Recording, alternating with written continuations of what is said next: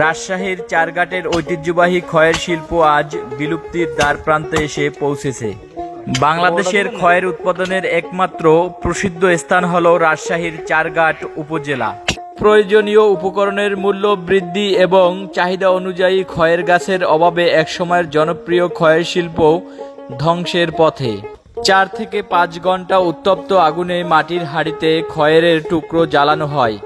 গাছ থেকে রস বের হলে আলাদা পাত্রে আবারও 2 থেকে 3 ঘন্টা আগুনে জ্বালিয়ে কাঙ্ক্ষিত খয়ের পাওয়া যায়। চারঘাটের উৎপাদিত খয়ের দিয়ে প্রায় সারা দেশের পান খাওয়ার চাহিদা মিটাতো। শুধু তাই নয়, এই খয়ের থেকে তৈরি হয় খয়েরি রং।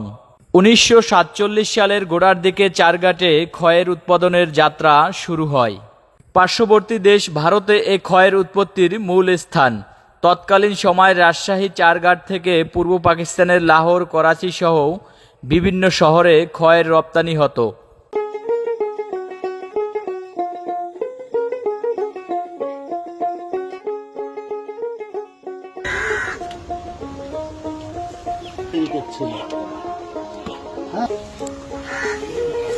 এইভাবে টানা কয় ঘন্টা চলে আঙ্কেল? আপনি নিম্নে 8 ঘন্টা চলে। নিম্নে 8 ঘন্টা জ্বলবে। 8 ঘন্টা চলবে।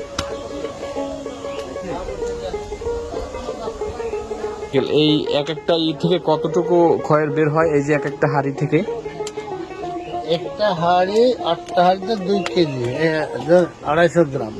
এক হাড়ি থেকে 2 কেজি।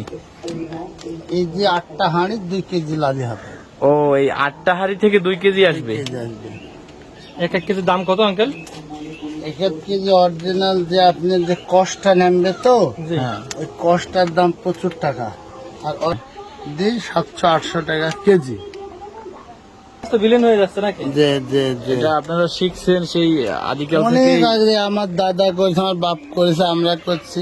তো বাংলাদেশে এই তো চারঘাটে তো বিখ্যাত। এখানে আর কোনো কেউ আছে তৈরি করে এরকম? আরো আছে, অনেক নষ্ট হয়ে গেছে।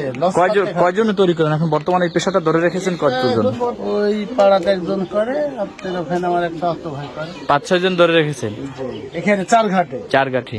আর বাংলাদেশে আর কোথাও আরো আছে? আছে, আব্দুলপুর লোকমানপুর এদিক করে, বুঝছেন? আব্দুলপুর লোকমানের কোথায় এটা?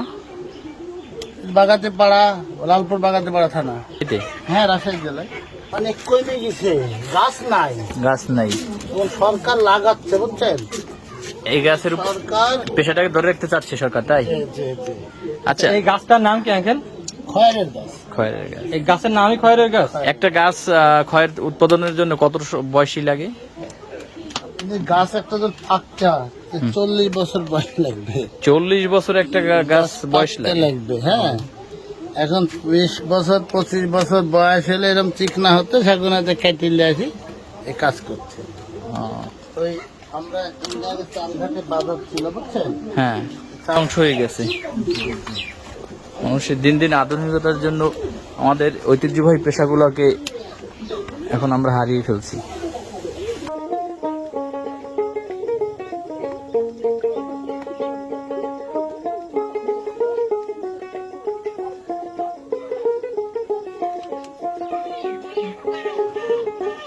একশো বছর ধরে এইভাবে তৈরি হয়ে আসছে। 100 বছরের উপরে বিহারিরা তৈরি করছে।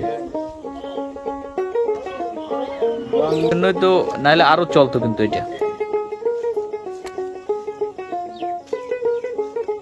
এটা মানে ঢালা কালকে। ঢালা। ও আচ্ছা আচ্ছা, এটা তো দেখাই গুড়ের পাতিলের মতো। দেখাই দিই। আচ্ছা, একটু দেখাই দেন তো। ওয়াও, এইটাই খয়ের। এটাই খয়ের, এটাই খয়ের। এটাই খয়ের। এই পাতিলে কয় কেজি আছে আঙ্কেল?